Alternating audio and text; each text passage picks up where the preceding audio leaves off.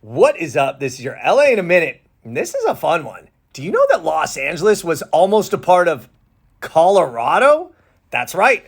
All of Southern California was almost part of Colorado after 3/4 of voters voted to approve breaking the state into two. The bill was even signed by the governor, but yet it never happened. So why didn't Los Angeles become a part of Colorado? Let's get into it. So the bill was authored in 1859 by Andres Pico, wealthy landowner, state assemblyman, and fierce commander during the Mexican-American War. Pico was what's known as a Californio, part of the Spanish culture that settled in the region in the late 1700s. Long before Americans arrived in the West, Californio trade and agriculture was thriving in Alta California. But the problem to Pico and many Californios was the lure of gold. Gold was discovered in the state in 1848, and once that happened, hordes of settlers rushed to California trying to cash in. California was admitted to the Union in 1850 as a free soil state, a state that outlawed slavery, and that destabilized the state's politics and created ongoing tensions that encouraged division of the state into northern and southern territories. Additionally, new migrants kept pouring in, and the Californios were quickly outnumbered, and that was the final straw that led Pico to push for the separation.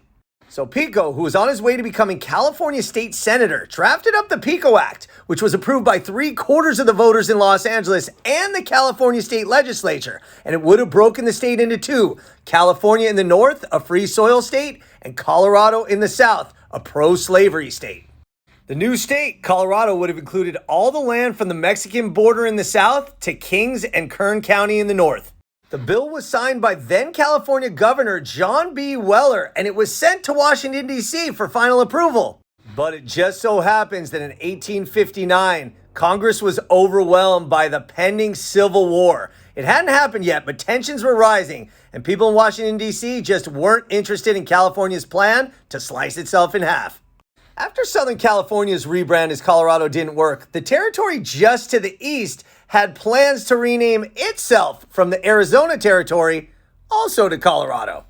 But that didn't even happen because by 1876, a rectangular state to the north actually took the name and formally became the state of Colorado. So Los Angeles is a huge part of California, but it's crazy to think that at one point it was very close to becoming part of Colorado. Wow.